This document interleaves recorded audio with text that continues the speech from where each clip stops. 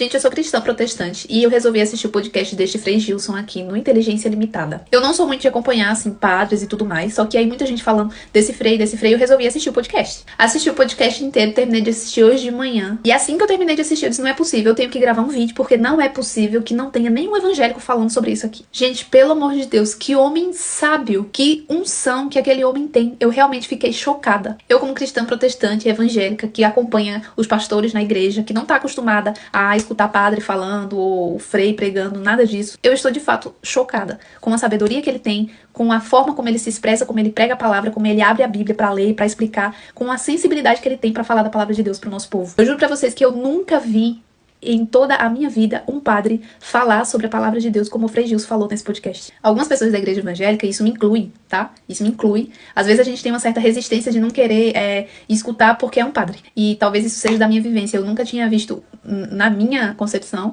eu nunca tinha parado para ver um padre abrir a Bíblia e pregar e falar da palavra de Deus como o Frei Gilson falou nesse podcast. Como ele está acostumado a pregar. Porque eu realmente não conhecia. Então eu quero deixar bem frisado aqui que eu não sou católica, eu não frequento igreja católica, eu não vou à missa e tudo mais. E eu parei para ouvir o Frei Gilson nesse podcast e eu simplesmente fiquei apaixonada pela forma como ele fala de Jesus, pelo amor que ele consegue transmitir pra gente, o amor que ele sente por Jesus e pela palavra, pelo evangelho. E eu vou falar uma coisa pra vocês, a forma como ele fala de Jesus e como ele prega o evangelho chegou a tocar na minha alma de uma forma que poucas pessoas conseguiram tocar em toda a minha vida. Realmente é algo que eu fiquei assim, espantada com o tamanho da unção que está sobre ele. Então mesmo que você não seja católico, mesmo que você seja da igreja evangélica, o conselho que eu deixo pra vocês é assistam a esse podcast, porque é uma forma de aprendizado da palavra que poucas pessoas conseguem transmitir, como ele transmitiu aqui nesse podcast. Então meu recado é pra você que é evangélico. Assista de coração aberto, porque eu tenho certeza que Deus vai falar muito ao seu coração.